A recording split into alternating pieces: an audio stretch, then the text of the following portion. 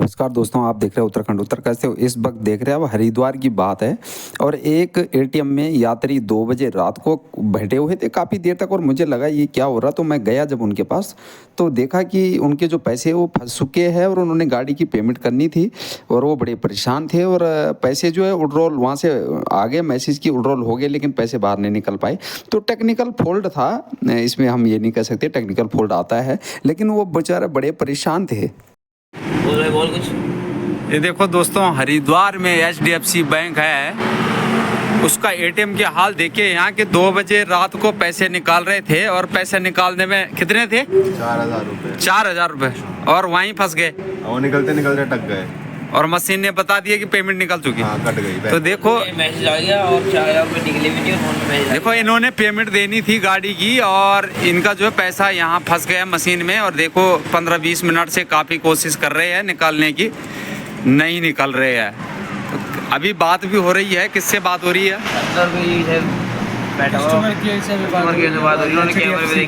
HDFC के।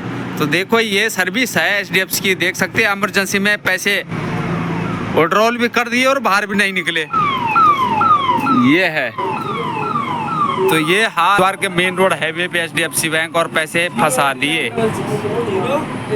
तो कई देर से कोशिश कर रहे हैं और पैसे जो है कट चुके हैं और उसका कोई जवाब नहीं मिल रहा है कि पैसे क्यों कटे और बाहर भी नहीं निकले पैसे। बैंक सबसे पैसे कट गए लेकिन विड्रॉ नहीं हुआ कैश। कितने कटे? 4,000 रुपये कट गए और बाहर नहीं आए, बैंक से कट गए। पैसे तो कट गए पैसे बैंक कट से, लेकिन विड्रॉ नहीं हो पाए। ये हाल है दोस्तों बैंक की। कितना टाइम हो रहा है अभी रात के 2 से 3 बज रहे हैं। ये देख सकते हैं घड़ी पे कितना टाइम हो रहा है और इस समय जो है बैंक के हाल देखिए क्या ये सिस्टम है। क्या करें? ये देखो आधा पौने घंटे से मशीन में लगे हो कोशिश करने पे, लेकिन पैसे का पता नहीं लग रहा ना। जो 13 तारीख को एक 3,035 की पेमेंट डाली थी किसी ने गूगल पे पे। ओके। वो पेमेंट नहीं आई यहाँ।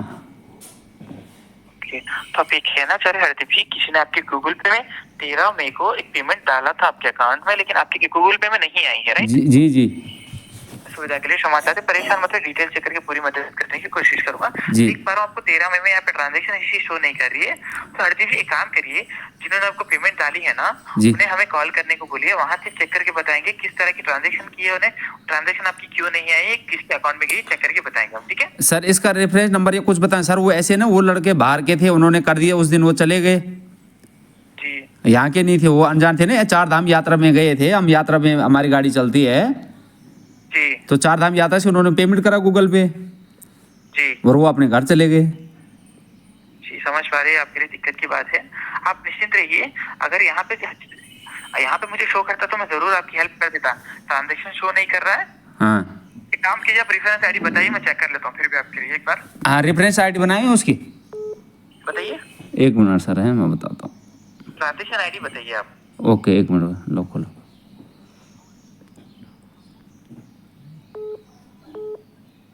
पूरी नाइट जो है सो भी नहीं रहा और गाड़ी में बैठा। तो इस तरह यात्री हो चाहे गाड़ी वाले हो, मोटर मालिक हो, सबको मिलके करना चाहिए काम। और समस्या सबके लिए होती है।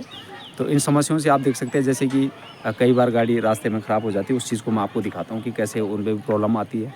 तो कई जगह जाम लगा होता, तो 2 दिन तक कंटिन्यू आप यात्रा में जाम में फंसे हुए, तो उसमें भी मोटर मालिक का भी लॉस है। अगर यात्री का उसमें दिन जा रहा है तो मोटर मालिक का भी उसमें काफ़ी लॉस हो रहा है। तो इस तरीके से मिलकर करना चाहिए ये काम और बराबरी से दोनों के साथ मेल रहना चाहिए और इसी तरह यात्रा होनी चाहिए, क्योंकि समस्या मोटर मालिक के साथ भी कई होती है और यात्रियों के साथ भी कई होती है। क्योंकि मैं खुद मोटर मालिक हूँ, इसलिए मुझे पता है किस तरह की समस्या रास्ते में आती है और किस तरह परेशानियाँ बंदा झेलता है।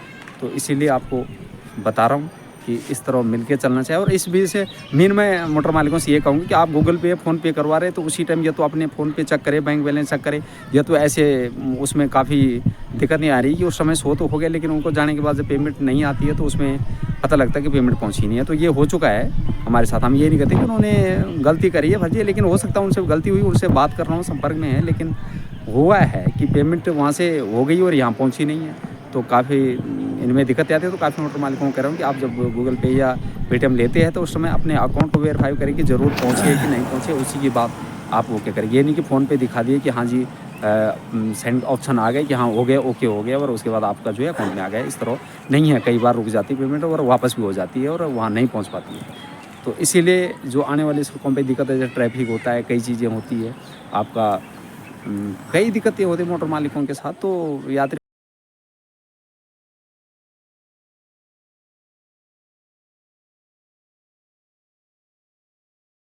सवेरे से लाइन पे लगी हुई है कम से कम 50 गाड़ियां, और इन्होंने 8 गाड़ियां वीआईपी छोड़ दी हैं। इससे पूरे यात्रियों में असंतोष है।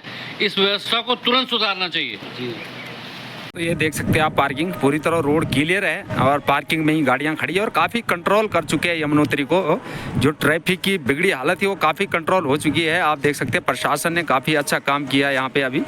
और जो नीचे से पालीघाट से लेकर यमुनोत्री तक का वो सिंगल रोड है, उसमें काफ़ी सिस्टम बनाया हुआ है। तो ऐसा सिस्टम बना के रखे और उसके बाद जो है यहाँ पे जो जाम की स्थिति है वो कम से कम होगी। तो आप इस वक्त यमुनोत्री से देख रहे हैं किस तरह जो गाड़ियाँ वो पार्क हुई है और सड़कें जो है काफ़ी हद तक जो है खाली है। तो आप अब एक और ऊपर देख सकते हैं, यहाँ भी पार्किंग है, यहाँ भी भरी हुई पार्किंग है, लेकिन फिर भी प्रशासन ने काफ़ी हद तक जो है इस ट्रैफिक को कंट्रोल पाने में कामयाबी पाई है। तो दोस्तों आप भी इस तरह प्रशासन साथ बना के रखिए और सही तरीके से